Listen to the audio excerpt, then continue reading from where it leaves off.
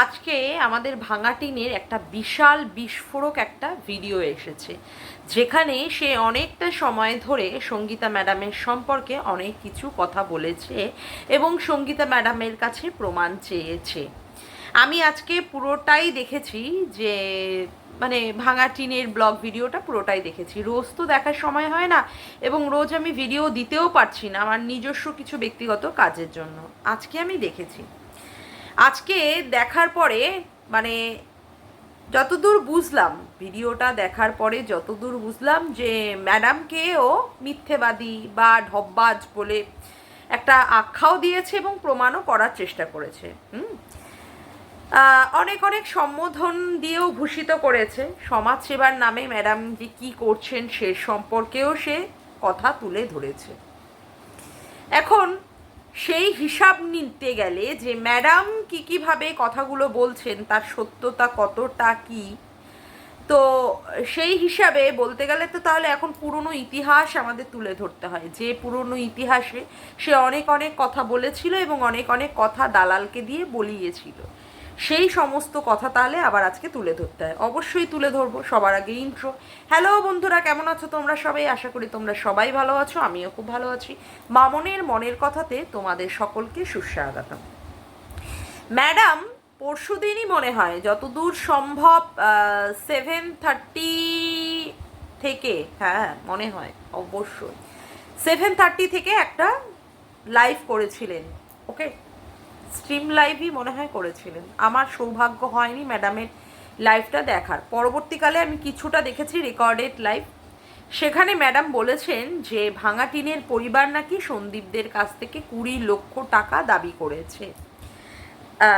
তার বিনিময়ে তারা ডিভোর্স মানে চেয়েছে। ভাঙা টিন 20 লক্ষ টাকা দাবি করেছে এবং সেই টাকাটা যদি সে পেয়ে যায় সন্দীপের কাছ থেকে, তাহলে সে কি করবে, সে ডিভোর্সটা দিয়ে দেবে। তো আজকে মানে দুদিন ওয়েট করে গেল। আজকে সেই সম্পর্কে সে কি বলেছে, 20 লক্ষ কেন, মানে 2 কোটি টাকা দিলেও সে কি করবে, সে সবার আগে তার বাচ্চাকে আগে তার কাছে নেবে। ডিভোর্সের ব্যাপার সে এখন কোনো কিছু ভাবছে না। তো 20 লক্ষ টাকার কথা বলতে গিয়ে সে বলেছে অতীতে নাকি সঙ্গীতা ম্যাডাম 5 লক্ষ টাকার কথাও বলেছিলেন। সেই কথাটা চলে যাওয়ার পরে এখন 20 লক্ষ টাকার কথা হয়েছে। তো 20 লক্ষ টাকা তো অনেক যৎসামান্য তার কাছে, কারণ সেও এখন অনেক অনেক টাকা ইনকাম করে। সেক্ষেত্রে যদি 2 কোটি টাকাও হয় তাহলেও সে বাচ্চাকে নেবে, আগে তার বাচ্চার জন্য দরকার। এবং এই যে 20 লক্ষ টাকার কথা ম্যাডাম বলেছেন, এই 20 লক্ষ টাকার কথা, এটা সত্যি কথাই আমরা কোনো রকমভাবে ম্যাডাম বলার মানে আগে অবধি আমরা না ভাঙা টিনের কোনো রকমের ভিডিওতে শুনেছি, না আমরা সন্দীপের ভিডিওতে শুনেছি। তবে আমার বিশ্বাস, এবং আমরা যারা সঙ্গীতা ম্যাডামকে ভালোবাসি তাদের বিশ্বাস, ম্যাডাম কখনোই কোনো কথা মানে প্রমাণ ছাড়া কোনো কথা বলেন না। এবং বলেন না, সেই কথাটা বলতে গিয়ে আমি পরপর করে তার কথাগুলো তুলে ধরবো, যে আমি কেন এতটা দৃঢ়তার সাথে আমি কথাগুলো বলছি আপনাদের কাছে আমি তুলে ধরবো। সঙ্গীতা ম্যাডামের প্রতি আমার যথেষ্ট বিশ্বাস আছে এবং ম্যাডাম এখন বাইরে গেছেন ম্যাডামের ল পরীক্ষা দেওয়ার জন্য। ম্যাডাম অবশ্যই তাড়াতাড়ি ফিরে এসে নিশ্চয়ই এই ব্যাপারটা নিয়ে আমাদের সামনে প্রমাণস্বরূপ সব কিছুই তুলে ধরবেন বলে আমি আশা করি। কিন্তু ম্যাডামকে এই যে ঢপবাজ কথাটা আজকে মানে ভাঙা টিন বলে অভিহিত করেছে, সেই কথাটা যে সে মিথ্যে বলেছে, সেই কথাটা আজকে আমি বলি। ম্যাডাম এই ওয়াইটিতে এসে কি করেছিল, আগে প্রথমে ওই ঝিতম আর কি বলে তোমার আর একজনের ওই কি বলে কিষানি নাকি, তাদেরকে কি করেছিল, তাদেরকে নিয়ে প্রথমে উনি কাজ করেছিলেন এবং তাদের যে ব্যাপার নিয়ে প্রচণ্ড পরিমাণে কন্ট্রোভার্সি হচ্ছিল এবং তারাও নিজেদেরকে সব এক একজন মাতব্বর আর শের মনে করে প্রচণ্ড খারাপ কাজ করছিল। কেউ আবার হাত কাটছিল লাইভে বসে বসে, হ্যাঁ, কেউ আবার মানে অনেক রকমের নোংরামি চলেছে, সেইগুলো আর নাই তুললাম, তো সেইগুলোকে বন্ধ করেছেন। তারপরে কি করেছেন, অনেক পরে এই সন্দীপের কেসটার পাশে উনি দাঁড়িয়েছেন, যে সন্দীপের থেকেও যাতে করে কৃষাণু জাস্টিসটা পায়, যাতে করে কৃষাণু তার বাবার কাছেই সারা জীবন থাকতে পারে সেই হিসাবে পায়। এবং সেই সময় উনি বলেছিলেন যে এই যে আজকে ভাঙাটিন বারে বারে বলছে যে তার বাচ্চাকে সে নিতে চায়, কিন্তু বাচ্চাকে নিতে গেলে যে প্রসিডিওর সে কোনো রকমই অ্যাপ্লাই করেনি, কিন্তু দিনের পর দিন আমাদের কাছে মিথ্যা কথা বলে বলে বাচ্চা অন দ্য ওয়ে আর কিছু কিছু ওই পোষ্যেও সার মেয়েও পুষে রেখেছে, দালাল সার মেয়েও লাইভ করে করে সত্যিই তুলে ধরছি বাচ্চা অন দ্য ওয়ে, না হলে আমরা লাইভ করা ছেড়ে দেবো, ভিডিও করা ছেড়ে দেবো, আমাদের কাছে তো কোনোর সঙ্গে কোনো রকমের ক্যাথার সঙ্গে সম্পর্ক নেই, এই রকম বলে বলে ভিডিও করেছে। কিন্তু তার মধ্যে একজন ওই লিকেজবালি ছেদি আলি, তারপরে হচ্ছে লাতখোর, ঠিক আছে, দালাল কিন্তু আমাদের কাছে এই ব্যাপারটা নিয়ে তুলে ধরেছিল যে না, এই যে ভাঙাটিন এখনো পর্যন্ত বাচ্চা নেওয়ার বা বাচ্চার কাস্টাডির জন্য বা বাচ্চাকে দেখতে চাওয়ার হিসাবেও এ কোনো রকমের কিছু আইনি পদক্ষেপ নেয়নি। বারংবার মানুষ এবং আমাদের মতো কন্ট্রোভার্সি ক্রিয়েটাররা বা তাদের দিকেও কিছু কিছু কন্ট্রোভার্সি ক্রিয়েটাররা বারংবার কি করতে হয়েছে, এই ভাঙাটিনকে তার মাতৃত্ব জাগানোর জন্য বলতে হয়েছে কেন সে বাচ্চার জন্য মুভ করছে না, কোর্টে কেন মুভ করছে না, বাচ্চাকে সে কেন দেখতে চাইছে না, বাচ্চার কাস্টাডি কেন নিতে চাইছে না। সেই সময়ও সে কি বলেছে, এই ব্যাপারটা কোর্টের ব্যাপার, এই যে বাচ্চার ব্যাপারটা কোর্টের ব্যাপার, সে কি না কোনো রকমের কোর্টের ব্যাপার সে এই ভিডিওর মাধ্যমে তুলে ধরতে চায় না, সেখানে আইনি সমস্যা আছে সেজন্য সে বাচ্চার প্রসঙ্গ সে তুলে ধরতে চায় না। ওকে, মানে আমার জানা নেই কোন কোর্ট বা কোন আইনি মাধ্যম রয়েছে, আইনি ব্যবস্থা রয়েছে যেখানে বাচ্চার কথা তার পেট ফেরে সন্তান জন্ম দেওয়ার মাটা সেখানে বলতে পারে না। এতটা কোন আর্টিকেলে বা কোন ধারায় সেখানে বলা রয়েছে যেখানে এতটা অসহায়ভাবেই সেই মাটা রয়েছিল। ভালো কথা। তারপরে কি করা হলো, তারপরে করা হলো কি, আসলেন সমাজসেবক দাদা, ঠিক আছে, সেই সমাজসেবক দাদা পিছন থেকে যেমনভাবে গুটি হিসাবে একে নিয়ে খেলেছে, এ সেইভাবেই সঙ্গে সঙ্গে রেসপন্স করেছে এবং তখন কি করেছে, তখন শুরু করেছে বাচ্চার কথাটা বলা। বাচ্চার জন্য সে নাকি পুজো দিতে যাচ্ছে লোকনাথ বাবার মন্দিরে, বিপত্তারিণী পুজোও করে ফেলছে, বাচ্চার জন্য জামা কাপড়ও কিনে ফেলছে। বাচ্চা আসলে বাচ্চা কি জামা কাপড় পরবে, তার মামা বাড়িতে বা দাদু বাড়িতে তার জন্য জামা কাপড়ও কিনছে, বাচ্চার জন্য রূপোর আংটিও পর্যন্ত কিনে নিয়েছে। এরকম বহু বহু বহু বহু বার করে করে বলেছে। এই যে ব্যাপারগুলো যে সে ঘটিয়েছে, তারপরে সঙ্গীতা ম্যাডাম আসার পরে ম্যাডাম কিন্তু প্রকৃতভাবেই বলে দিয়েছিলেন যে এ বাচ্চা নেওয়ার যে কাস্টাডির ক্ষেত্রে সে কিন্তু কোনো কিছুই সে করেনি। কেমন? তাহলে সঙ্গীতা ম্যাডাম আসার পরে তিনি কি বলেছিলেন যে বাচ্চার কাস্টাডি নেওয়ার জন্য সে কিন্তু কিছু করেনি, কোনো রকমেরই কোনো কেস করেনি, ঠিক আছে। তাহলে তারপরে উনি কি বললেন, তারপরে বললেন যে হ্যাঁ বাচ্চাকে দেখার জন্য সে একটা কাস্টাডি দেখার জন্য ওই তার বসিরহাট কোর্টে সে একটা আবেদন করেছে এবং বসিরহাট কোর্ট থেকে মঞ্জুর হয়েছে। সেটা কিন্তু সঙ্গীতা ম্যাডাম তার লাইভ করেই কিন্তু বলে দিয়েছেন, যেটা কিন্তু আজকে বলতে হচ্ছে কাকে, বলতে হচ্ছে এই ভাঙাটিনকে। তাহলে এই যে ভাঙাটিন যে দাবি করছে যে ম্যাডাম নাকি তাকে বেচে বেচে খাচ্ছে এবং তার হাজব্যান্ডও তাকে বেচে বেচে দীর্ঘদিন বেচে বেচে খেয়েছে, এবং যারা এই দিকে সন্দীপের হয়ে সাপোর্টে ভিডিও করে তারা আমাদের কথা বলেছে আমরাও তাকে বেচে খাচ্ছি। তাহলে এই যে দীর্ঘদিন ধরে সে বাচ্চাটাকে তার শ্বশুরবাড়িতে ফেলে রেখে গিয়ে সেখানে তার বাচ্চার ব্যাপার নিয়ে কোনো কথা না বলে তারপরে সমাজসেবক দাদার আবির্ভাবের পর থেকে যে সে দীর্ঘদিন ধরে বাচ্চা নিয়ে যে এই যে মিথ্যে কথাগুলো বলে বলে সে দিনের পর দিন ভিউজ কামিয়েছে, অথচ বাচ্চার ব্যাপার নিয়ে সে কোনো রকমেই সেই রকম সঠিকভাবে কোনো কাস্টাডি ফাইল করেনি বা কোনো রকমেই সে পিটিশন জমা দেয়নি। এখন শোনা যাচ্ছে যে সে নাকি বাচ্চা দেখতে চেয়েছে। তাহলে এতদিন সে কি করেছে? সে কি বাচ্চা বিক্রি করে তার ভিউজ আর্ন করেনি? সে কি সেই বাচ্চাকে বেঁচে সে কি টাকা ইনকাম করেনি? আজকে সে বলতে বসেছে। আচ্ছা, এবার আসি, সে কি বলছে, বারংবার বলছে যে এই যে 20 লক্ষ টাকার কথা বলা হয়েছে, কৃষাণুর জন্মদিন আসছে, মনে হয় 9ই অক্টোবর এরকমই মনে হয় বললো, সেখানে জন্মদিন আসছে। এই জন্মদিনের সময় তাকে কি করতে হবে? টাকা তুলতে হবে। টাকা তুলে কি করতে হবে? সেই টাকা লোকের কাছে বলতে হবে যে হ্যাঁ জন্মদিনের জন্য তোমরা টাকা পাঠাও। এই যে ভাঙাটিন বারংবার বলে যাচ্ছে যে কি যে সন্দীপ নাকি এর আগেও প্রচুর প্রচুর টাকা তুলেছে। সন্দীপ কিন্তু কোনো জায়গায় বলেনি যে সে তার বাচ্চাকে লোকে টাকা দিক বা গিফট দিক, সেটা কিন্তু সে কখনো চায়নি এবং কারোর কাছে সে সেটা মানে আবদারও করেনি বা দাবিও করেনি। সে বারংবার বলেছে তার বাচ্চাকে যদি কেউ ভালোবেসে থাকে তাহলে অবশ্যই যেন তারা আশীর্বাদ করে।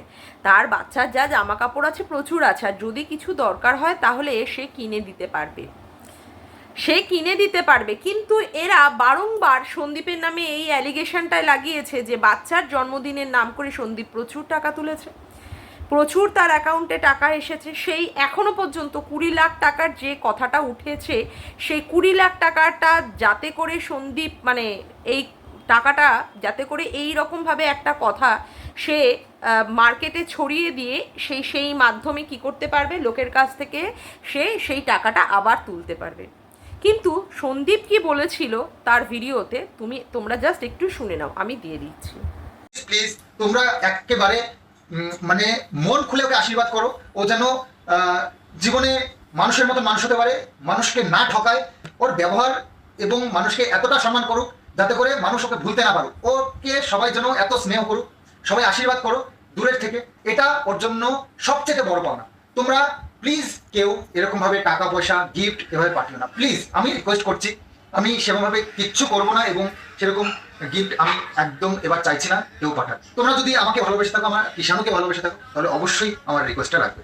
এবার কিন্তু কৃষাণুর জন্মদিনে আমরা অনুষ্ঠান মাত্র ওর মন রাখার জন্য বা আমরা দিনটাকে একটু স্মরণীয় করবার জন্য একটু কোনো রকম কেক এনে ওর 2-4টে বন্ধু বান্ধবকে নিমন্ত্রণ করে খাইয়ে এবারটা ক্লোজ করবো। সামনের বছর 5 বছর পূর্ণ হবে, তখন আমরা একটু সুন্দর করে করার চেষ্টা করবো কৃষাণুর জন্মদিনটা।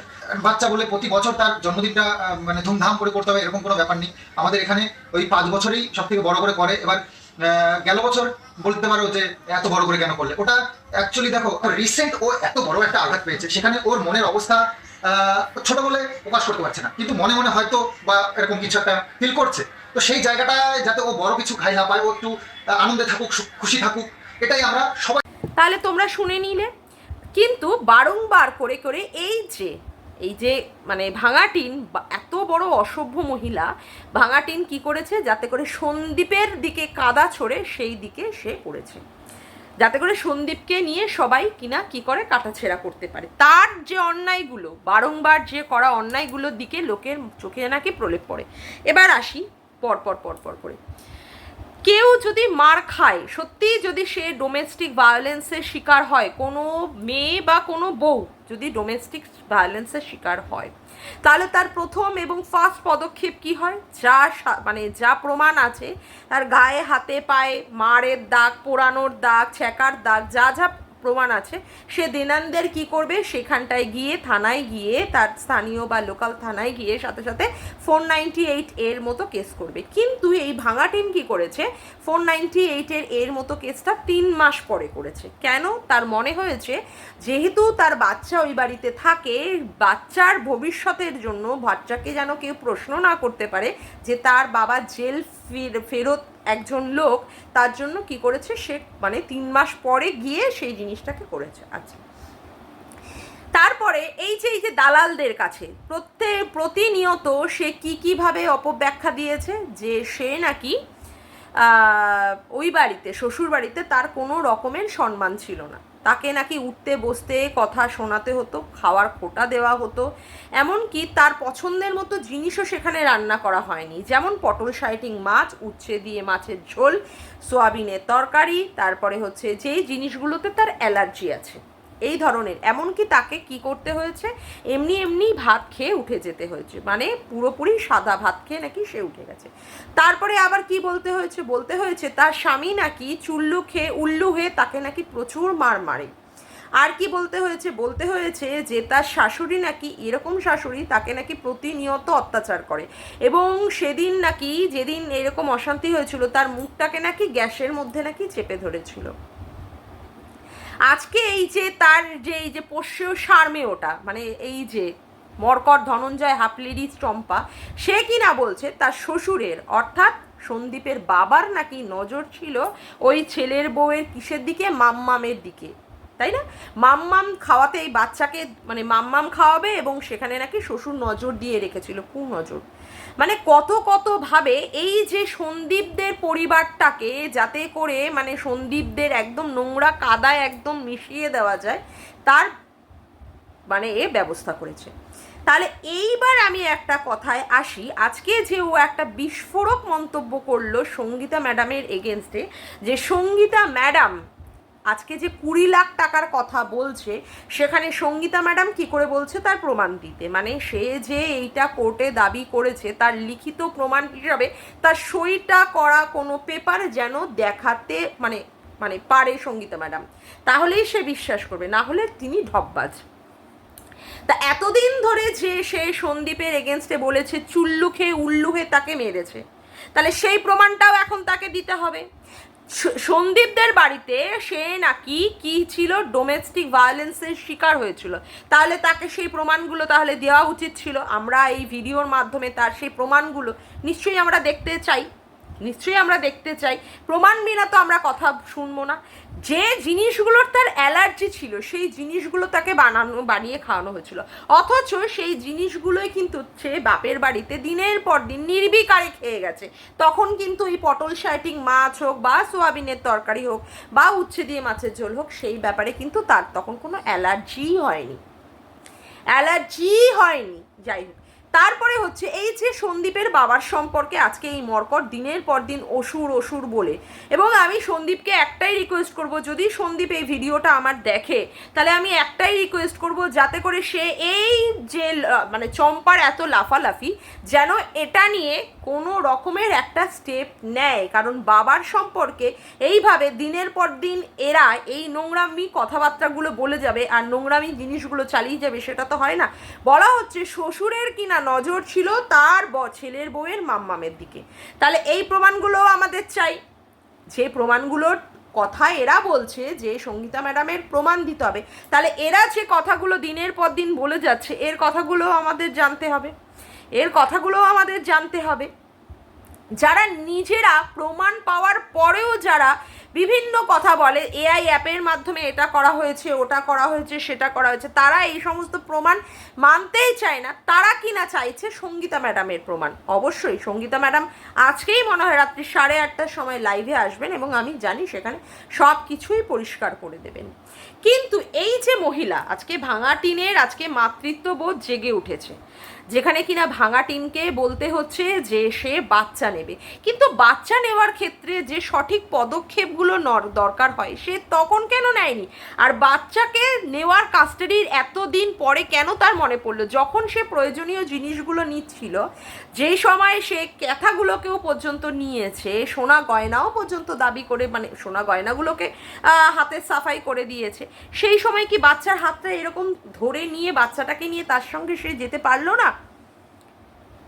আজকে কেন এই বাচ্চার কে দেখতে হবে, বাচ্চার কাস্টাডি নিতে হবে, বাচ্চা আমার কাছে আসবে, আজকে কেন এই প্রসঙ্গটা আসছে?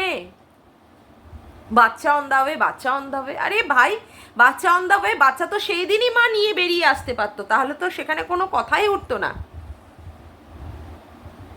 বাচ্চার কথা বলতে গিয়ে প্রায় 8-9 মাস পরে গিয়ে, মানে ওই 17ই আগস্টের পরে 9 মাস পরে গিয়ে সে বাচ্চার কথা বলেছে।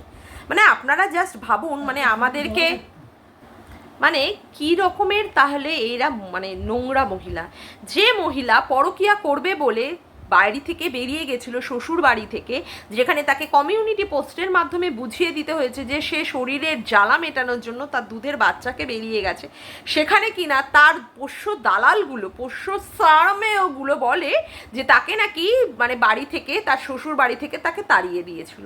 তাহলে এরা চাইছে কি? এরা চাইছে প্রমাণ। এরা চাইছে প্রমাণ। সঙ্গীতা ম্যাডাম কেন এই কথা বললেন? সঙ্গীতা ম্যাডামের কাছে প্রমাণ আছেন, সঙ্গীতা ম্যাডাম অবশ্যই দেবেন। আমার সঙ্গীতা ম্যাডামের ওপরে যথেষ্টই ভরসা আছে, এবং বন্ধুরা তোমাদেরও ভরসা আছে, আমি সেটা জানি।